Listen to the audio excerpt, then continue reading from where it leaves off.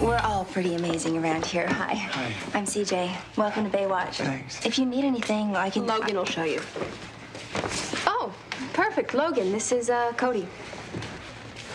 Hi, Cody Madison. How's it going? I did not miss an episode. That was David Chokachi playing Heartthrob Cody Madison on the iconic TV show Baywatch. Now he's going from the beach to the bar in his new movie Last Call in the Doghouse, and he's joining us live. There he is. David, welcome to DBL.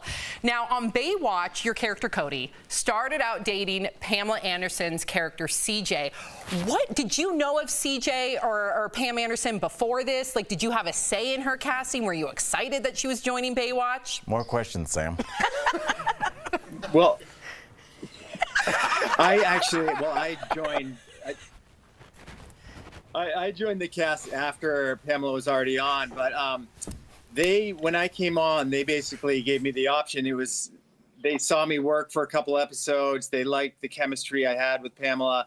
And they were like, which direction you can kind of pick, David. We can go Yasmine Bleeth for you or Pamela Anderson. Gosh. And I was like, oh my gosh, I love Yasmine, but you know what? I'm going to go with Pamela because Pamela and I had this really goofy side to us. We were very self-deprecating. We had just like this friendship that kind of transformed. So when it came time to have a romantic relationship on the show, I said, Pam, and because we had this friendship that was just based in kind of enjoying life and being fun and not taking work too seriously, but doing good work. As a result, the work we did on screen came off great. Yeah, there was a trust She's there. amazing. Yeah, absolutely. Now, how did you deal with being a heartthrob on Baywatch? Did you have any crazy fan stories where random people would show up on the beach? Anything out of this world happen? We had well, yeah, when we were shooting, we'd have to have barricades and police barricades because it was back in the day with, the paparazzi were a real problem, like a real danger to people. And then tourism, there was so much tourism drawn towards Santa Monica Beach because that's where everybody in the world felt Baywatch really existed. People think the United States is kind of what they see in Baywatch. They think it's the beach right there, which is hilarious. But yeah, so the show itself, my run on the show was amazing. My character he exploded onto the scene basically. I did the work. I knew that if I was super physically fit and I was working with my acting coach and I was studying in my acting class, if I was doing all these things and I have tireless work ethic. If I do these things, I know I'm going to succeed. And I did. And sure enough, my character became super popular. I got voted one of people's 50 most beautiful people in the world. Heck yes. Yeah.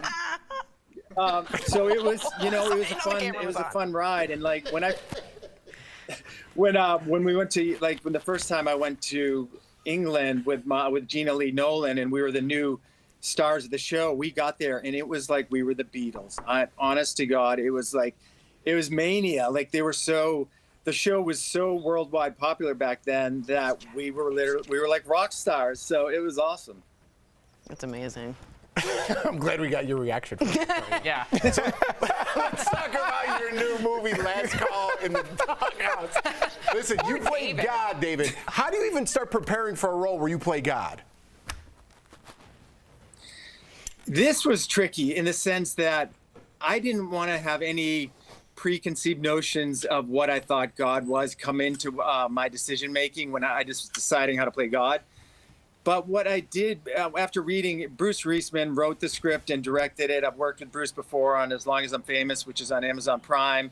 When he wrote this and I read the script, I wanted to portray God as we're all in this mortal, we're all in these physical forms. But I wanted God to have this empathy for human beings at how conflicted they were. And almost, I wanted it to be more of a silent performance, almost like he's observing humans in their habitat and how they continually kind of hurt each other or hurt themselves. But in this story, in Last Call in the Doghouse, we go into these people's traumas, into flashbacks, and we help alleviate their trauma. by exploring it, and then we come back into reality, and these people are then changed forever in a positive way. So the Doghouse, the dive bar, is this magical bar. We have a great cast: Aaron Forbes, Adam Jacobs, Yancey Butler, Parker Stevenson, and again, our director, Bruce Reisman. And the movie itself, it's kind of a combination of Cheers meets Touched by an Angel meets Field of Dreams, if you guys can fathom that one. That is so cool. I'm excited. I love that. I have a question for you, because you're taking some liberties with the Bible, and I know that that's kind of a big word that can get people fired up. Are you worried you're going to offend anybody playing God? No, I mean, obviously in today's climate, we have to be careful in essence, but as creative people, we can't hold back and not put something out there because we're afraid of someone saying something.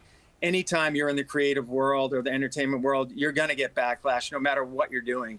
We're not taking any kind of religious stance in this per se. It's more of like a New Testament kind of God and Jesus and Moses, that kind of thing.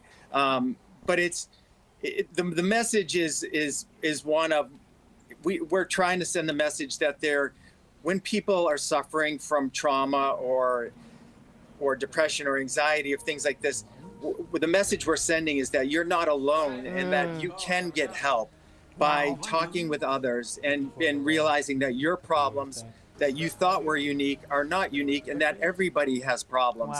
And when you realize that you're not alone in your problems, a huge weight is lifted off you, and that's what we're sending through Last Call in the Doghouse. That is wonderful. There is hope. Yes. There is light after darkness, and coming out of the pandemic, this movie has got so much hope and so much love. You will laugh, you will cry, and you will continue to talk about the movie after, because the connective tissue through all the characters, if you're really paying attention, will blow your mind. Wow. It sounds relevant, and it sounds absolutely inspiring. And just to know that you're not alone if you're suffering from depression is truly life-saving, and that's coming from personal experience.